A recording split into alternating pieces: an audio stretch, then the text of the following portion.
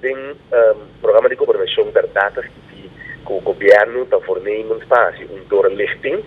Nós, como MPB, tem diferentes viagens, nós programa na campanha, que nós que temos quick scan. Quer dizer, é da mesma coisa de negociação, que nós temos preliminário com o Partido Democrata, para possivelmente formar uma coalição. Também nós apoiamos, é ponto aqui, tem o draft programa de governação, acordo de coalição, como que nós estamos criando, mas nós, como MPB, segura para trás, em doorlichting, mirando hecho, dia de junho e agosto, nós aprovar cambio de presupuesto unanimamente, pois a MPB também aprovar isso aqui,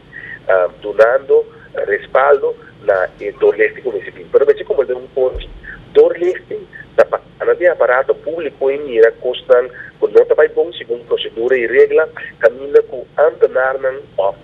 final, como que está sendo constantemente inconsciente, caminha com quizás transparência, integridade, hasta está na dúvida. O que nós estamos fazendo aqui está uma investigação, a investigação está saca a fora no momento quando na região qualquer cabeça grande que um deputado que já abre ou hasta virou de secretários, por estar sendo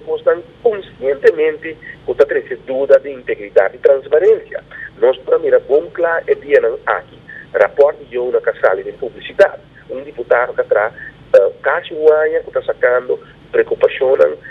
de um rapporto e me quer que está nesse lugar como MPP, para permitir o povo honoriano que nós para boa governação, transparência com integridade alto, o que está aqui tem e zora para vir com investigação. Porque também tem a discussão de ombudsman que diz que também investigar 5 áreas sobre a comunidade honoriana que está reclamando que não estão ganhando um bom serviço.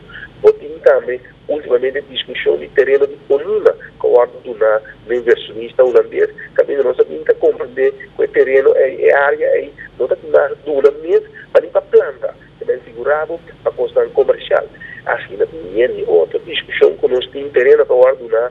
ex-mandatário,